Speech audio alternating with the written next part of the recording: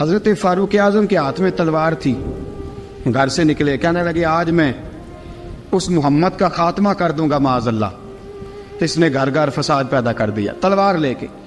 ابو جہل نے نا غصہ دلایا، کہنے لگا مکے میں کوئی سورما نہیں بچا جو مصطفیٰ کو قتل کر دے معاذ اللہ، 100 سن کھوٹ ملیں گے۔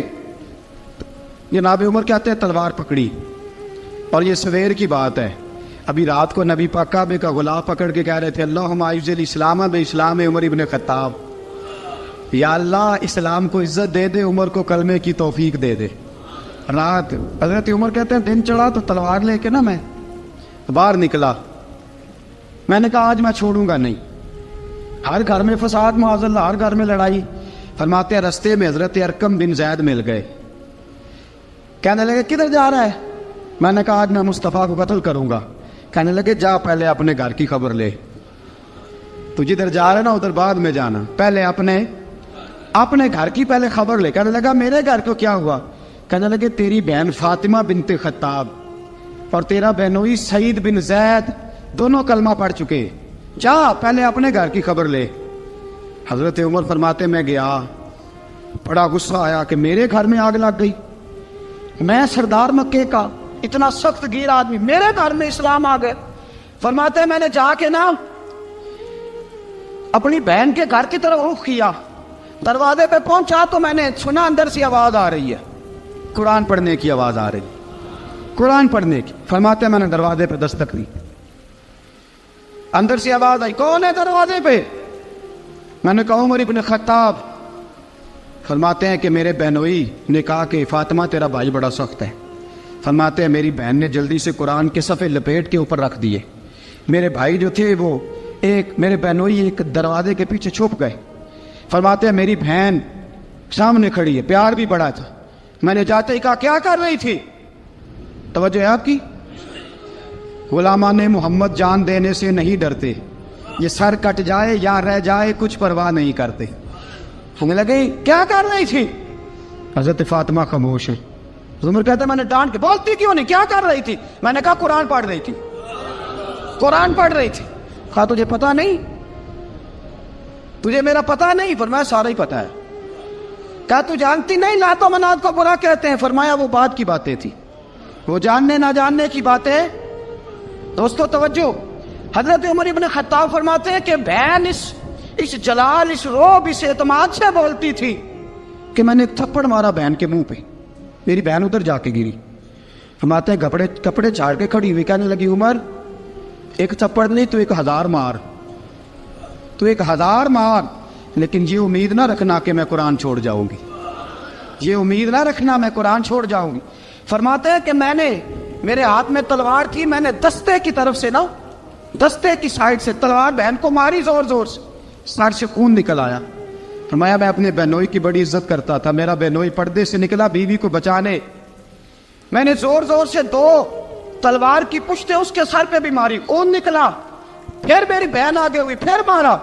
ماتے جب خون نکلا نا بہن کا، تو میری بہن نے اپنا خون اپنے ہاتھ پہ لگا کے کہا عمر جس ماں باپ کا خون تیری رگوں میں ہے اس کا میری رگوں میں بھی ہے، اسی کا خون میری رگوں میں بھی ہے۔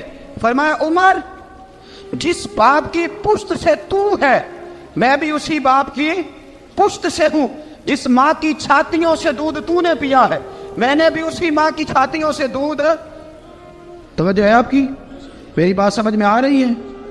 سنیں بات، رسول اکرم صلی اللہ تعالی علیہ وسلم نے فرمایا، حضرت عمر رضی اللہ تعالیٰ عنہ فرماتے ہیں نبی پاک پہ نازل قرآن سنا تو جب میری بہن نے اس جلال کے ساتھ بات کی نا کہ عمر میں بھی اسی باپ کی بیٹی ہوں، میں بھی اسی ماں کی بیٹی ہوں، میں بھی اسی قبیلے کی ہوں، خبردار تو ترشرو ہو کے گالی 1000 دے، یہ وہ نشہ نہیں جسے ترشی اتار دے۔ فرمایا تو چارہ کر، ٹیل لگا، لیکن تو مجھے اسلام سے ہٹا سکتا؟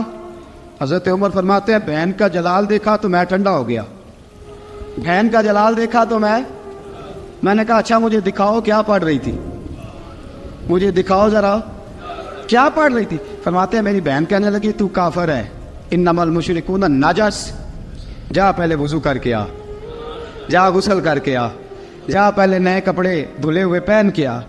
پہلے تیار ہو کے آ. حضرت عمر فرماتے ہیں میں تیار ہو کے آیا.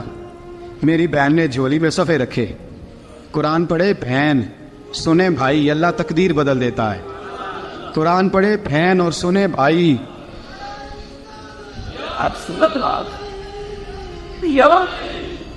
قرآن پڑھے بھائی اور سنے بہن, اللہ تقدیر. لیکن آج بہن بھائی قرآن تو سنتے سناتے ہی نہیں نا. یہ تو رواج ختم ہو گیا نا. وہ قوم جو کل لڑتی تھی ننگی شمشیروں کے ساتھ, وہ آج سینما دیکھنے جاتی ہے اپنی ہمشیروں کے ساتھ. معاذ اللہ, نعوذ باللہ, استغفر اللہ. ہمارا وہ حال نہیں رہا جو تھا. حضرت عمر فرماتے ہیں بہن نے قرآن پڑھا, میں نے قرآن سنا, پتہ نہیں قرآن میں کیا لذت سی, میں رو رو کے بےحال ہو گیا. فرماتے ہیں میرے جیسا سخت آدمی, میرے جیسا سخت جو کبھی نہیں رویا تھا, آج قرآن سنا.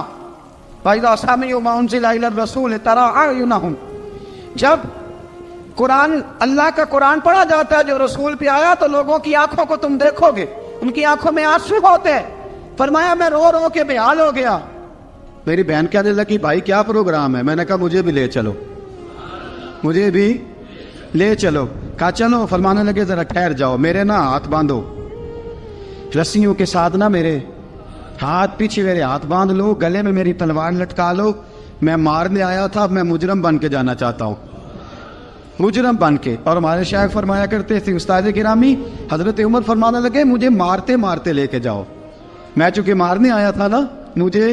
اور ایک پنجابی کا شاعر کہتا ہے حضرت عمر نے کہا کروں آیا سا مار مقامنے نو, کروں آیا سا مار مقامنے نو, ان مینو مار دے لے چلو.